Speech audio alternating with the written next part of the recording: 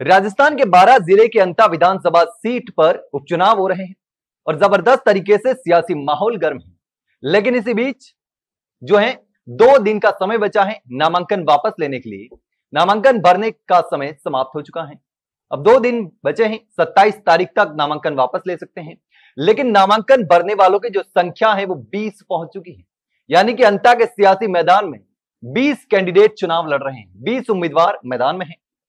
4 उम्मीदवार सबसे ज्यादा चर्चा में हैं और सबसे आगे हैं नरेश मीणा, प्रमोद जैन भाया और बीजेपी से मोरपाल सोमन और रामपाल मेघवाल जो कि बीजेपी से ही बगावत करके मैदान में उतर चुके हैं।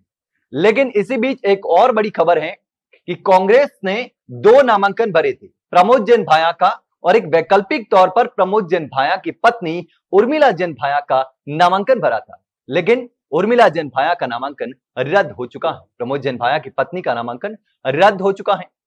अब 21 नामांकन टोटल आए थे और टोटल में से एक नामांकन रद्द हुआ है, 21वां नामांकन। और 21वां नामांकन जो रद्द हुआ है वो कांग्रेस का नामांकन है, जो कि वैकल्पिक तौर पर भरा गया था कांग्रेस के द्वारा, क्योंकि कांग्रेस को कहीं ना कहीं ये डर सताने लगा था कि किसी वजह से प्रमोद जैन भाया का अगर नामांकन रद्द हो गया किसी वजह से, क्योंकि उन पर बहुत सारे गंभीर आरोप हैं। खनन के मामले में लगातार बीजेपी और नरेश मीणा दोनों हमलावर हैं।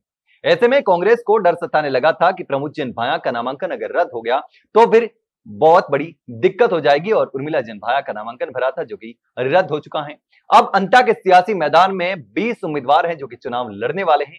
और यहां का जो जातिगत समीकरण है वो भी रोचक है, क्योंकि जिस तरफ माली और मीणा समाज के वोट रहेंगे वही विधायक बनने वाला है। क्योंकि 2,25,000 वोटों में से 40,000 वोट माली समाज के हैं, 30,000 वोट मीणा समाज के हैं और अनुसूचित जाति के जो हैं वो 35,000 वोट हैं और बाकी दूसरी जाति के वोट हैं। टोटल इस तरीके का वोटों का जो समीकरण है वो रहने वाला है। तो ऐसे में अब देखना होगा कि अंता में क्या कुछ होने वाला है। लेकिन फिलहाल के लिए 20 उम्मीदवार अंता के सियासी मैदान में हैं और चुनाव लड़ रहे हैं। लेकिन इस पूरे मामले को लेकर आप क्या सोचते हैं? अंता में क्या कुछ रहने वाला है? कौन विधायक बनने वाला है? कमेंट सेक्शन में कमेंट करके जरूर बताना। वही अगर जानकारी अच्छी लगी हो तो वीडियो को लाइक और शेयर जरूर करना, चैनल को सब्सक्राइब करना ना भूले। फिलहाल के लिए इतना ही, जल्द मिलते हैं एक नई जानकारी के साथ। तब तक के लिए नमस्कार।